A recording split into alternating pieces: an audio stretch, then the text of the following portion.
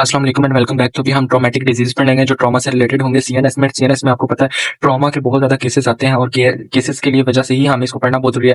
सबसे पहला जो हम पढ़ेंगे, आपने एक बात याद रखनी है कि इसमें ना आपने साथ साथ फोरेंसिक जो आपने पढ़ के आए हो है ना उसको भी कोरिलेट करना है, क्योंकि बहुत सी चीजें जो फोरेंसिक से मिलती जुलती है और कुछ एनाटॉमी के रिलेटेड भी है। तो मैं आपको साथ साथ बता दूं। सबसे पहले हम पढ़ेंगे कंकशन। कंकशन क्या होता है जी? कंकशन हमारे पास होगी हेड इंजरी जब होगी ना, तो हमारे पास transient loss of brain function रहेगा, यानी कि जो ब्रेन का फंक्शन था ना, कॉग्निटिव फंक्शन होगा या उसका कोई फिजिकल फंक्शन होगा, वो हमारे पास क्या होगा, ट्रांसिएंट लॉस हो जाएगा। कुछ अरसे के लिए, कुछ वक्ती तौर पे वो हमारे पास लॉस हो जाएगा, but with the passage of time, with improvement वो वापस आ जाएगा। अच्छा, अब इसकी दो कॉजेज आती हैं। एक तो ये होगा कि हेड का मोमेंटम आपने सडनली चेंज कर दिया तो आपको हो गया, या आपको किसी चीज से जाकर चोट लगी, आपका सर किसी चीज के साथ टकराया या कोई चीज आके आपके सर को टकरा गई, तो उसकी वजह से भी एक्चुअली दोनों आपस में कोरिलेट करते हैं कि कोई चीज टकराएगी तभी आपका हेड का मोमेंटम चेंज होगा, जिसकी वजह से आपको हेड इंजरी होगी और वो ट्रांजिट लॉस ऑफ फंक्शन कर देगी कॉज। अच्छा, अब इसके सिम्टम्स पढ़ लेते हैं। सिम्टम्स क्या होते हैं? सिम्टम्स इसके बहुत ईजी से हैं, दो तरीके से अपने आते हैं। एक तो फिजिकल सिम्टम आएगा, एक होगा कॉग्निटिव। कॉग्निटिव आपकी मेमोरी के साथ रिलेटेड होगा, यानी कि आपको थोड़े टाइम के लिए हो सकता है कंफ्यूजन हो जाए या आपकी डिसओरिएंटेशन हो जाए, आपसे प्रॉपर तरीके से चलना ना हो, आपसे प्रॉपर तरीके से संभालने ना हो पाए। और दूसरा जो आ जाता है वो पोस्ट ट्रॉमेटिक एमनेसिया होता है, मतलब आपको ट्रॉमा के बाद कुछ टाइम के लिए आपकी याददाश्त थोड़े टाइम के लिए डिस्टर्ब हो जाती है, डिस्टॉर्टेड हो जाती है, बट वो with the passage of time ठीक हो जाती है। फिजिकल में आपके पास क्या आएगा? हेडेक हो सकता है, आपका हो सकता है ब्लर विजन हो जाए और टेनाइटिस, आपको घंटियां महसूस हो, कान में ऐसे लगे कि कोई घंटियां बज रही है। हेडेक मोस्ट कॉमन कंप्लेन होती है, ठीक है। ब्लरिंग और विजन भी तब होती है जब आपको बहुत स्ट्रॉन्ग किस्म की चोट लगी हो, बहुत स्ट्रॉन्ग ट्रॉमा हो हिस्ट्री का। ओके, अगला जो हम पढ़ेंगे वो है कंट्यूजन। ठीक है, कंट्यूजन में हमारे पास क्या होगा? Permanent damage to the blood vessels. Blood vessels जब डैमेज होंगी, ठीक है, परमानेंट कवर्ड आपने याद रखा। पीछे में हमने जो पढ़ा था उसमें कंकशन में हमने क्या पढ़ा था? ट्रांसिएंट लॉस, मतलब वक्ती तौर का लॉस, बट इसमें क्या हो रहा है? परमानेंट डैमेज हो रहा है। किसमें? ब्लड वेसल्स पे। अब जब ब्लड वेसल्स हमारे पास डैमेज होंगी तो न्यूट्रिशन लेके जाने वाली जगह नहीं होगी, ठीक है, न्यूट्रिशन नहीं जा सकेगा प्रॉपर्ली, न्यूट्रिएंट्स में ऑक्सीजन ब्लड सप्लाई जो होगी उसकी वो थोड़ी डिस्टर्ब हो जाएगी, जिसकी वजह से जो ब्रेन सर्फेस है ना वो भी डैमेज होना शुरू होगी, उसका भी डिसफंक्शन होना शुरू हो जाएगा। अच्छा, कॉजेस क्या है? वो कहते हैं जी एक्सेलरेशन और डिसेलरेशन जो इंजरीज होती है ना वो हमारे पास सबसे ज्यादा कॉज करती है कंट्यूजन।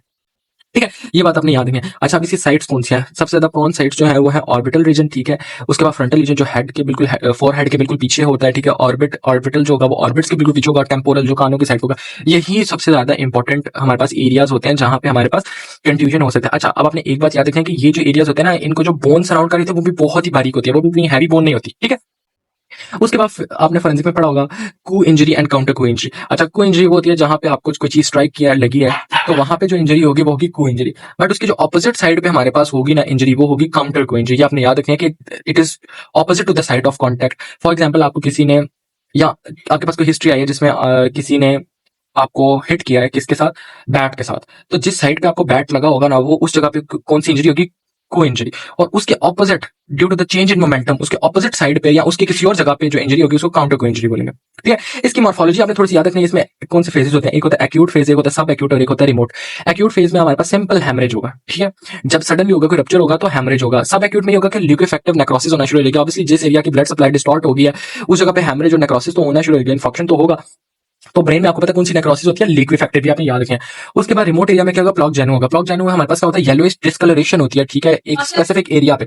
और स्पेसिफिक एरिया पे डिस्कलरेशन जो होती है ना वो सेरेब्रल आर्टरी की वजह से होती है, ठीक है। सेरेब्रल आर्टरीज जो होती है उनमें स्कीमिया आ सकता है, उनमें कोई थ्रोम्बोसिस हो सकता है, जिसकी वजह से क्या होगा? वहां पे एक येलोइश कलर का मैस डिपॉजिट होना शुरू होगा सेरेब्रल रीजन में, सेरेब्रल हेमिस्फीयर्स में। उसको क्या बोलते हैं? प्लॉक एंजिनो। ये बात याद रखें। उसके बाद एक हमारे पास छोटा सा टॉपिक है, वो आपको थोड़ा बहुत आना चाहिए, उसको कहते हैं DAI, diffuse axonal injury. Diffuse axonal injury में ये होगा कि हमारे पास traumatic diffuse widespread injury होगी। और किसकी इंजरी होगी? वो आपने याद रखना, एक्सॉन्स की। ट्रॉमेटिक हम डिजीज पढ़े, डिफ्यूज जिसके नाम से पता चल रहा है, वाइड स्प्रेड वही होती है जो चीज डिफ्यूज हो। और इंजरी किस चीज की होगी? Axonal injury. इसमें क्या होगा कि हमारे पास डैमेज एक्सॉन्स होंगे ना, वो एक्सॉन्स किस रीजन पे डैमेज होंगे? नोड ऑफ रेनवायर पे। आपको पता होता है कि जो दो एक्सॉन्स आपस में जुड़ते हैं, फॉर एग्जाम्पल एक्सॉन्स अगर ये हैं उनकी बॉडीज, तो आपको पता है ये जो नॉन माइलिनेटेड एरिया होता है इसको क्या बोलते हैं? इसको बोलते हैं नोड्स ऑफ रेनवियर। तो नोड्स ऑफ रेनवियर पे ना हमारे पास क्या होगा? डैमेज एक्सॉन्स मिलना शुरू हो जाएंगे। इसकी वजह से क्या होगा? ये हुआ किसकी वजह से होता है? ये होता है हमारे पास जब हमारे पास जो मैकेनिकल फोर्स होती है ना वो अल्टर्ड हो जाती है ना, इसकी वजह से क्या होगा? ऑब्वियसली आपको पता है कि सॉल्टेटरी मूवमेंट्स होती है, ऐसे जंप करके नर्व जा रही थी, जब ये एरिया डैमेज हो जाएगा तो हमारे पास जो एक्सोनल फ्लो होगा ना वो हमारे पास शदीद तौर पर डिस्टर्ब हो जाएगा।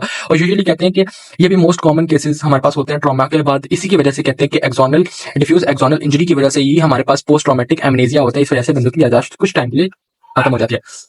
उसके बाद इसकी मॉर्फोलॉजी पढ़ लेते हैं। इसकी मॉर्फोलॉजी में हमें क्या बताते हैं कि हमारे पास एक्सॉन जो डैमेज है उनकी स्वेलिंग होगी, और उनकी स्वेलिंग के बाद क्या होगा कि उनके आगे पीछे ना हमारे पास माइक्रोग्लाया जो सेल्स होते हैं ना इंजरी के अराउंड, वो बहुत ज्यादा हो जाएंगे। उनके जो नंबर होंगे ना वो ज्यादा होंगे। मतलब फॉर एग्जांपल अगर मैं आपको बताता हूँ कि ये फॉर एग्जांपल एरिया था नोड ऑफ रेनवियर, इस नोड ऑफ रेनवियर पे हमारे पास डैमेज हुआ है, इंजरी कॉज हुआ है, तो क्या होगा? एक तो उससे ऊपर वाला जो एक्सॉन है वो क्या होगा? स्वेल हो जाएगा, ये इस फूल कैसा हो जाएगा? ऐसे ये।